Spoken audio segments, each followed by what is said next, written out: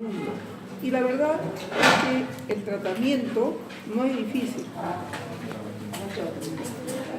El tratamiento no es difícil de estas enfermedades.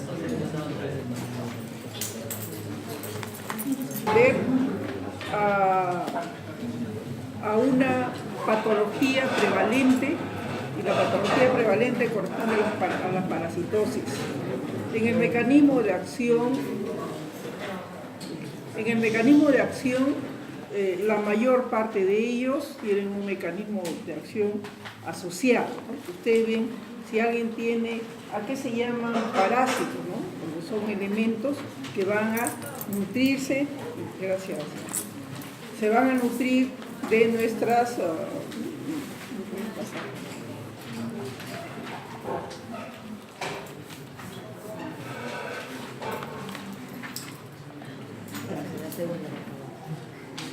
se van a nutrir de nuestros alimentos, ¿no? Ocasionando un deterioro nutricional importante. Me decía que es una enorme carga para la salud y economía. ¿Por qué para la salud y economía?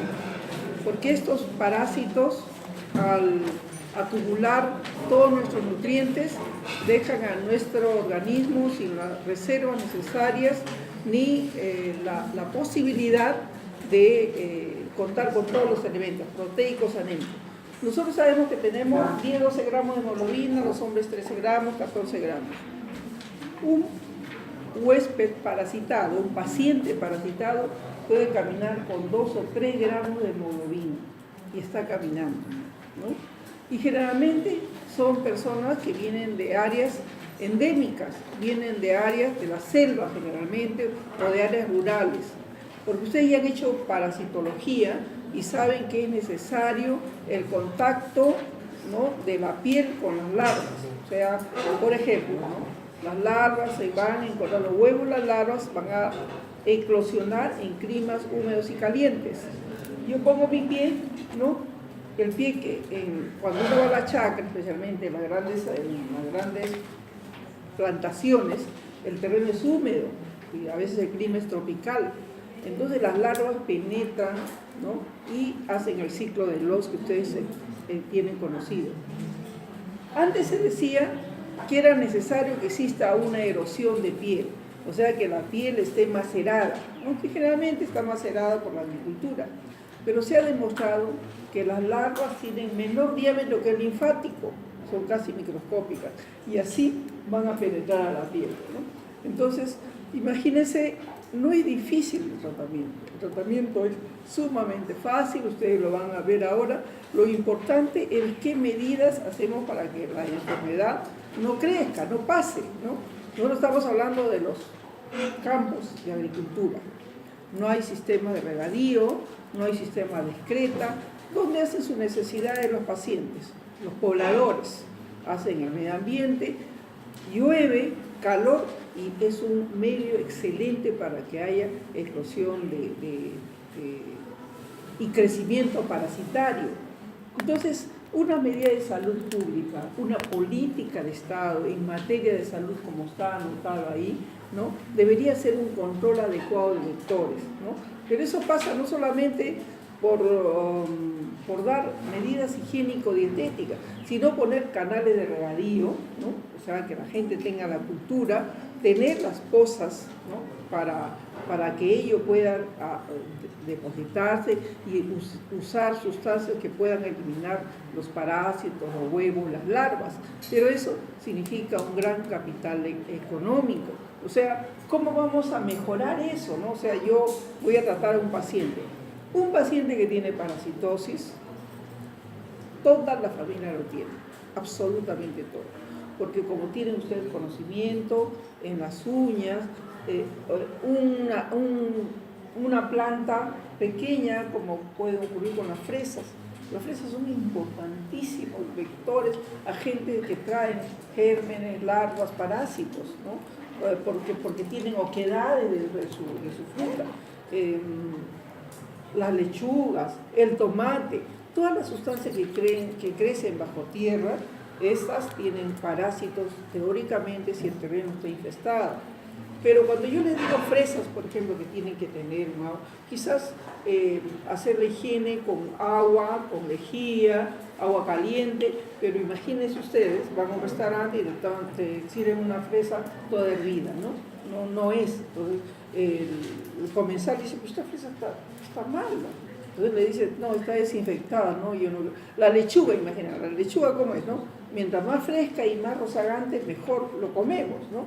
Pero esa lechuga no está lavada, esa lechuga no tiene ninguna sustancia bactericida, tiene que lavarse mucho, quizás escobillarse, para, entre las vénulas del vegetal, poder ser eliminados los restos de tierra. Los niños principales elementos parasitados. ¿Por qué? Porque como dicen ustedes, estos niños están en el suelo, ¿no? Y traen la tierra y todo lo llevan a la boca, ¿no? Y a veces no se necesita ser niños para tener la mala costumbre de tener las manos en la boca, ¿no? Hay personas que tenemos la costumbre de meternos los dedos a la boca y comerse los dientes, ¿no? Entonces, esto, ¿no?, trae, imagínense cuántos gérmenes. También ocurre en nuestras casas, ya, digamos que hay una política del Estado, ¿no? Política, muy bien, hay desahucios y todo, pero la cultura de los pacientes, ¿no? O sea, la cultura en la comida, la cultura en el agua hervida. Si yo vengo de una zona, ¿de dónde creen que toman el agua los pacientes del área rural? Del río. Y en el río se ponen las defecaciones, ¿no? O sea, imagínense cómo vas a tomar ese agua, ¿no? No va. Entonces, eso sería bueno, ¿no? Decir que tienen que esterilizar el agua, que tienen que hervir el agua, pero eso suena pues idílico, por no decir otro término, ¿no? En el término del absurdo, ¿no? A veces no se tiene dinero para solventar sus alimentos, menos vas a tener para hervir el agua y tener pues la posibilidad de tener un control, ¿no? Entonces decimos, hay falta política del Estado, hay control inadecuado de vectores y reservorios de infección. Las medidas de bioseguridad que se tienen que tomar son importantes. Estamos en la ciudad. ¿Por qué hay parasitosis en la ciudad? Hay parasitosis en la ciudad porque nosotros tenemos contacto con personas, ¿no?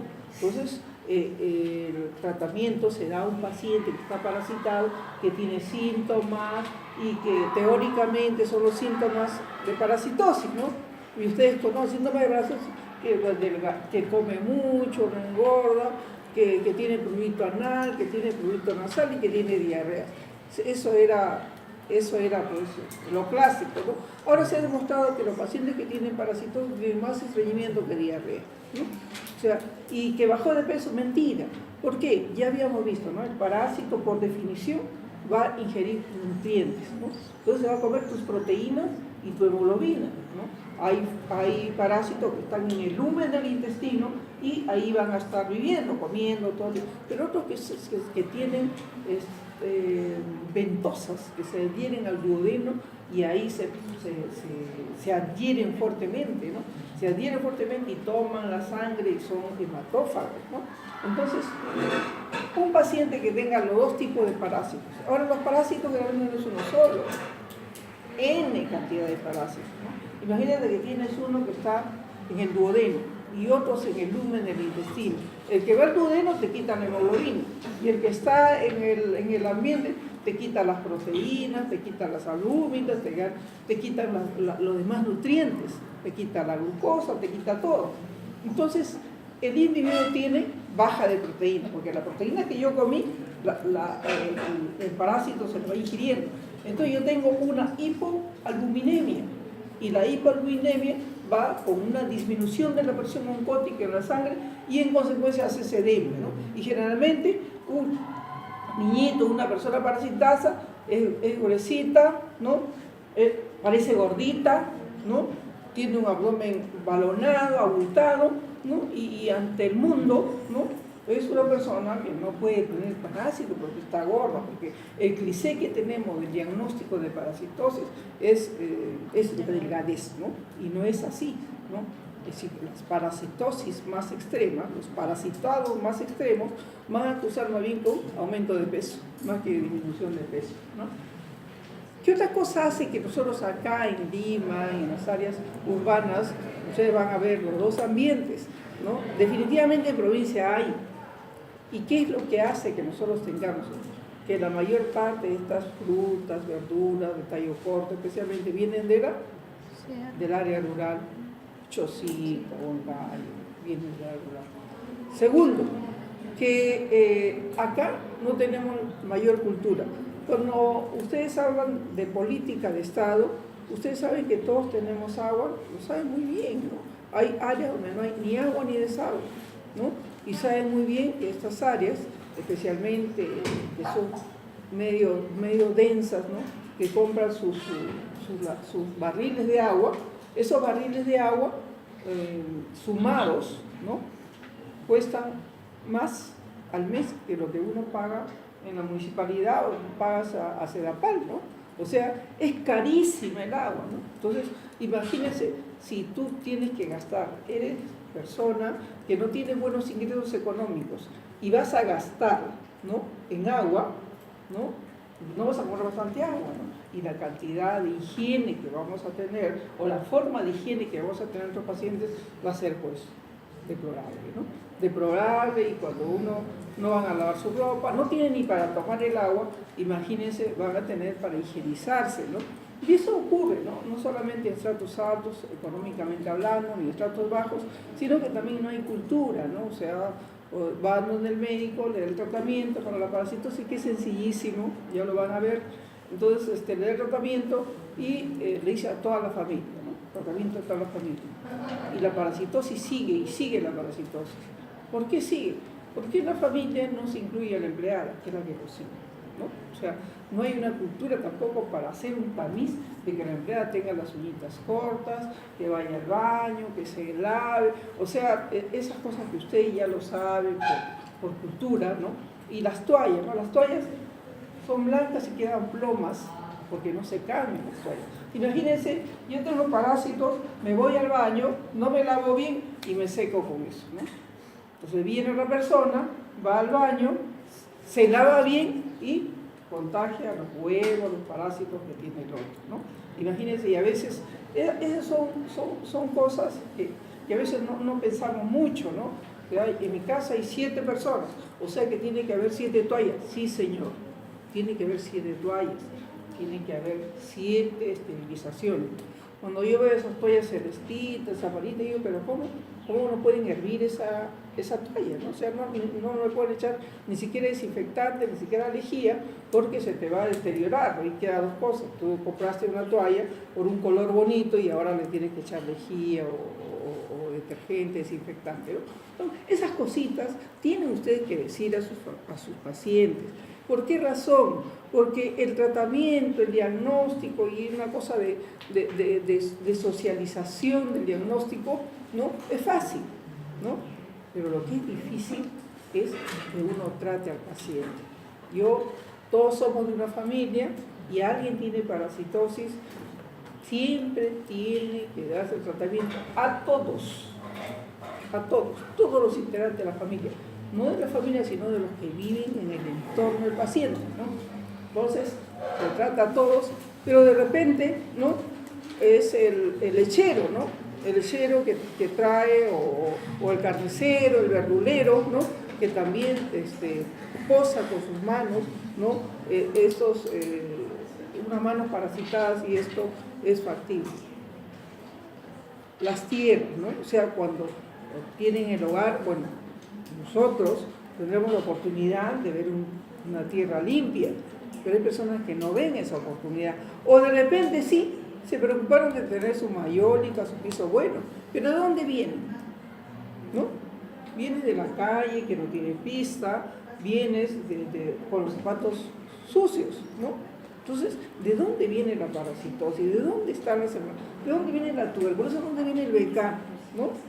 Viene cuando está en forma inactiva en la tierra, por ejemplo, ¿no? O sea, cuando un paciente tuberculoso escupe sus becas, ¿no? se deseca por el sol que viene tan fuerte, viene un polvo, ¿no? Porque hay tierra, tú lo respiras y hace la enfermedad, ¿no? O sea, yo le quiero dar el mensaje que en el tratamiento y la forma de alimentación no es nada difícil. Es más, cuando ustedes tengan la práctica, ¿no? Ustedes van a tener, así como yo tengo mi bolsillito con lo que yo necesito en mi mano, ¿no? Así van a tener ustedes su morralito para tener pues sus cuadros, su tratamiento, las dosis. Eso no es, nadie le está tomando paso, ¿no? Entonces yo soy enemiga de hablar de dosis, ¿no? O sea, lo que sí tengo que hacer en efectividad es las dosis máximas, ¿no? O sea, no pasarse de 1 gramo, no pasarse de 6 gramos, o sea, datos que son concluyentes. Pero ¿cuánto corresponde a dosis por kilo de peso? Pues eso lo van a tener en sus manos, ¿no? O sea, no se angustien por eso. Lo que ustedes tienen que sacar de una exposición es el mensaje, es la lección aprendida, es la experiencia quizás para que ustedes valoren, ¿no? O sea, yo digo, yo voy a tratar una ascariasis, ¿no? Y ahora que tienen el internet al costado, en su mano, o sea, eso no es problema. Lo que tienen que hacer es el mecanismo de acción, con quién debe estar, para quién dar, ¿no? Y la dosis, pues eso lo van a tener, ¿no? Y otra cosa también, ¿cuántos somos de Lima y cuántos somos de provincias? Y cuántos somos de provincias que venimos en condiciones de incultura, ¿no? Entonces, la mayor migración también hace que el parásito de allá pase para acá. El problema de allá hace que las áreas rurales pase a las áreas urbanas, ¿no? El hacinamiento, la deficiencia sanitaria que estamos hablando, ¿no? Aquí yo no puedo entender, o de repente lo entiendo mucho, ¿no? Un agricultor tiene sus grandes campos, el aire, el oxígeno, ¿no?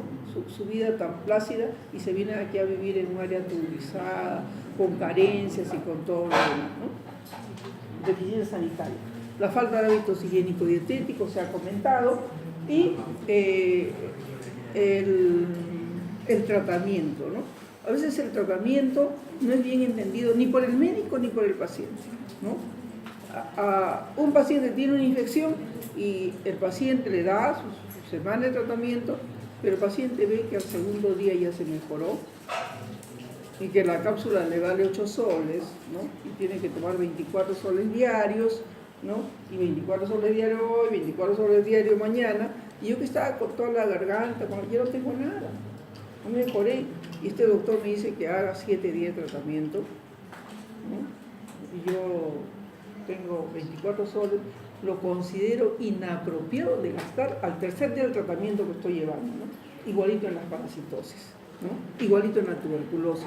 En la tuberculosis, que es el tema que también nos ocupa esta tarde de hoy, ¿no?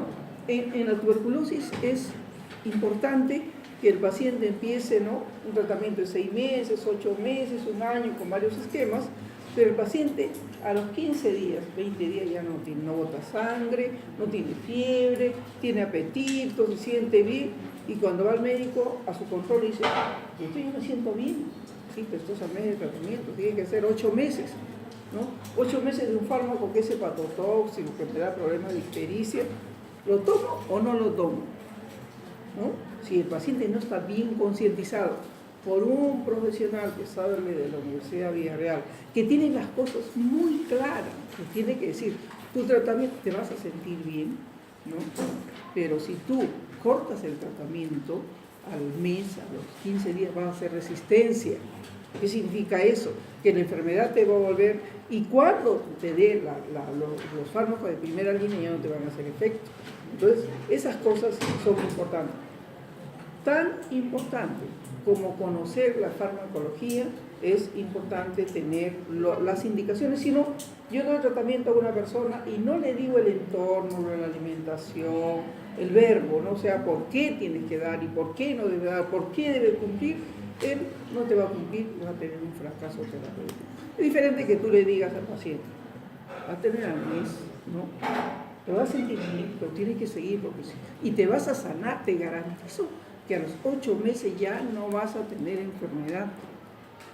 Con este esquema no vas a tener enfermedad.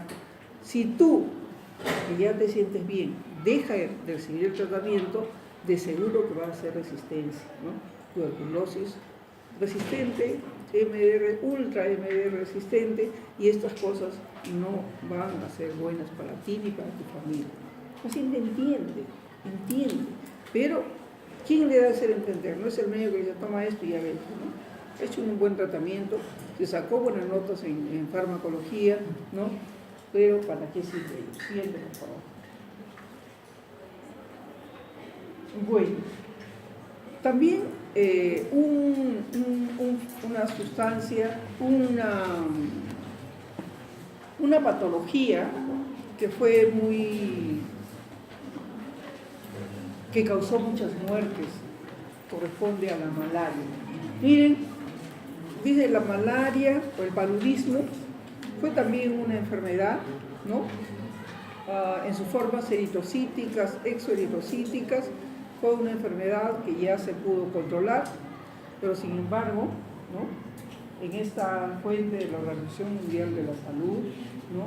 Y eso no ha variado mucho, por eso traigo la fecha del 2002, mira, es endémico, y sigue siendo endémico.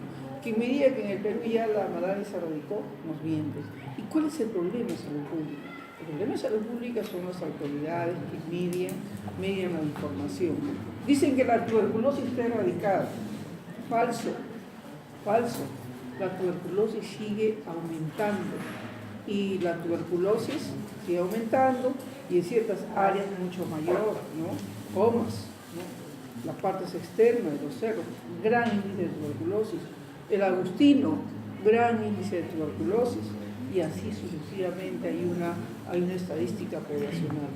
Y eso nos obliga a nosotros, como estudiantes de medicina, a ser preventivos, ¿no? O sea, ser preventivos en todo el sentido de la palabra para evitar la contaminación. Miren los países donde es endémico la malaria, ¿no? Siguiente, por favor.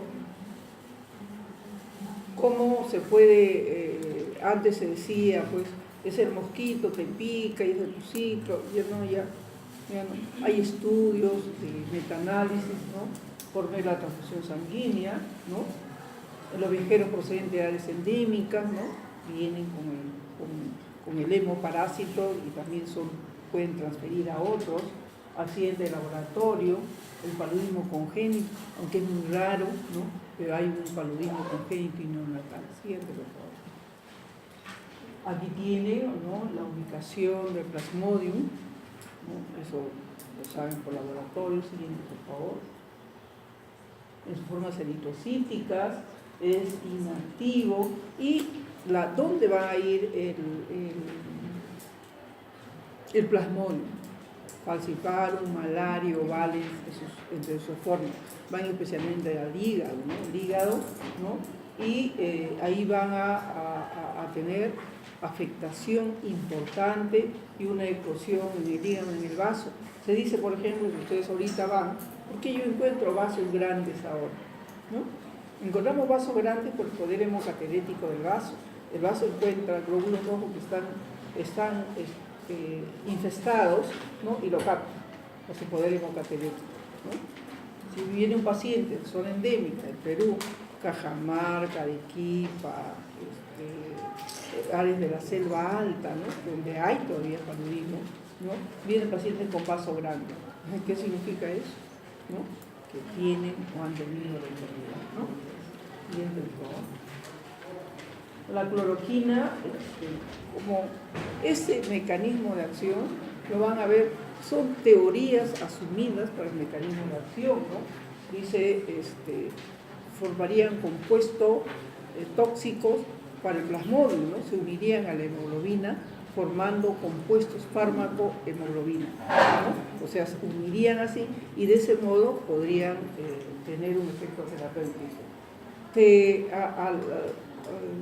Los parásitos como el plasmodium y la mayor parte de todos los seres vivos, así igualito que tenemos ADN, ARN, mecanismo de transferencia, ¿no? Síntesis, biosíntesis, cadena de aminoácidos, todo lo que tenemos los seres vivos lo tienen ellos, ¿no? Entonces se produciría un intercalamiento y un bloqueo de la cadena de ADN, ¿no? Que sería otro mecanismo asumido, ¿no?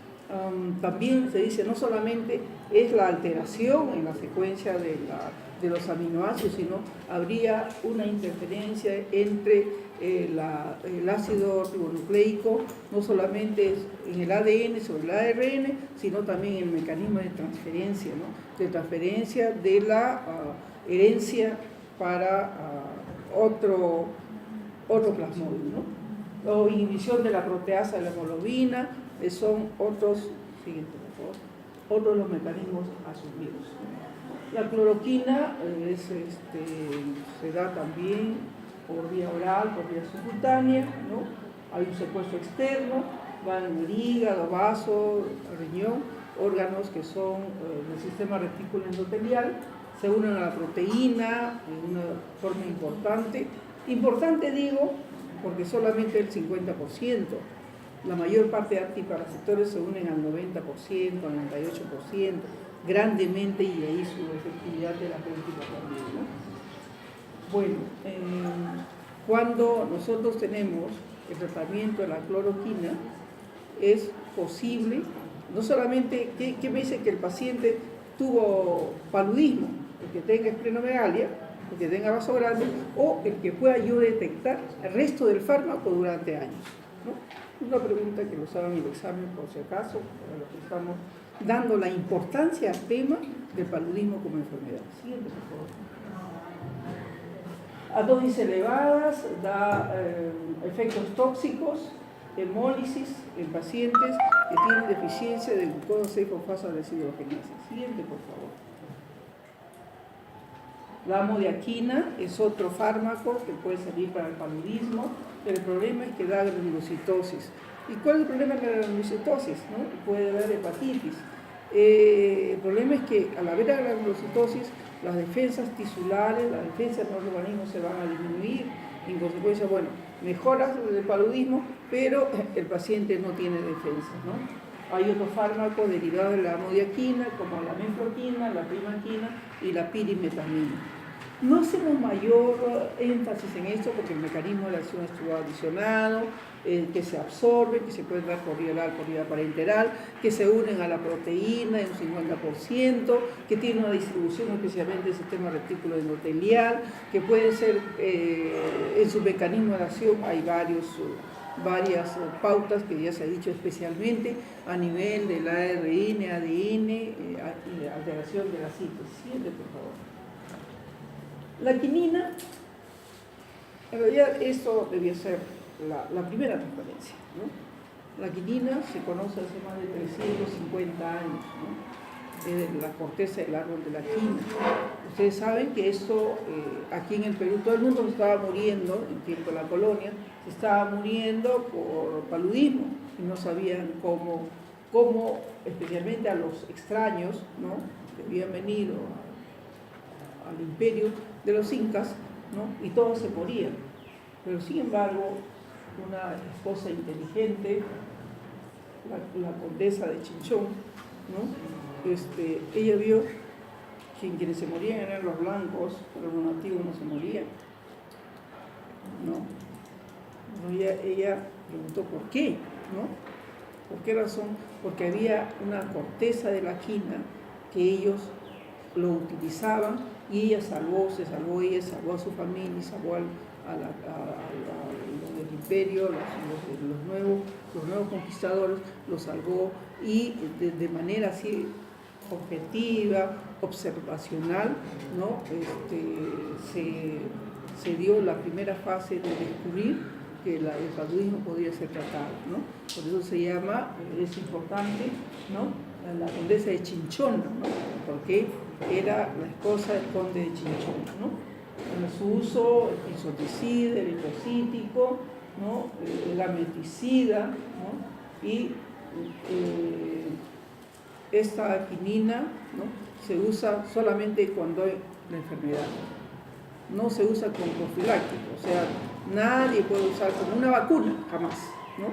Tiene que usarse ya con el diagnóstico establecido, ¿no? Especialmente en la enfermedad grave. Estamos en qué tiempo, hace 350 años, y aún se administra esta sustancia. Siguiente, por favor. ¿No? La sulfadabsorción intravenosa, y esto también es importante porque todavía se usa, especialmente donde los lugares donde van a ir ustedes, ¿no? Pues existe el sinconismo. El sinconismo es una enfermedad, es un proceso que se va a producir en que el paciente tiene mareos, trastornos de la audición, vértigos, reacciones alérgicas, alteraciones visuales, y eso es casi un sí o sí de los pacientes que reciben quinina, el sinconismo, ¿no? También tiene un efecto quizás por sus mecanismos de acción, ¿no? A nivel de la miotonía congénita, ¿no? Obviamente, si el paciente tiene miastenia gravis, puede producirle disfagia, insuficiencia respiratoria, distrés, incluso muerte, ¿no? Esto, si bien nosotros podemos ver otros efectos que se pueden presentar, nosotros tenemos que tener cuidado en la indicación, ¿no? O sea, tiene que estar bien convencido que se trata de un paludismo para poder administrar. Siguiente, por favor. La quinina por vía oral, intramuscular, vida media 11 horas, metabolización hepática y se eliminan por la orina. ¿Recuerdan ustedes en la primera exposición? En la primera exposición que tuvimos, dijimos que la mayor parte en farmacocinética no nos vamos a equivocar, ¿no? Absorción, metabolización hepática, expresión pulmonar. Eso es importante. La dosis letal, subido de oídos, ¿no? Obviamente, todos estamos describiendo el sinconismo que habíamos hablado, y la neurotoxicidad por su efecto también a nivel de la miotonía congénita. Siguiente, por favor. Los benzimidazoles. Los benzimidazoles también, ahora vamos a hablar de los antiparasitarios. Los antiparasitarios, como van a ver de aquí en adelante, van a tener mecanismos de acción asumidos. No hay todos son teorías de mecanismo de acción, por eso no hay mucho problema en tanto a ello, ¿no? Ustedes saben que los parásitos son los nematodos, ¿no? Y estos helmintos, ¿no? Tienen pues también una cutícula, tienen movimientos propios, tienen acetilcolina, tienen anticolinesterácicos, así igualito, ¿no? O sea, ¿por qué se mueve? ¿Por qué se enrolla un helminto? ¿Por qué se hace así un helminto? ¿Por qué se mueve todo, no? Porque tiene acetilcolina, ¿no?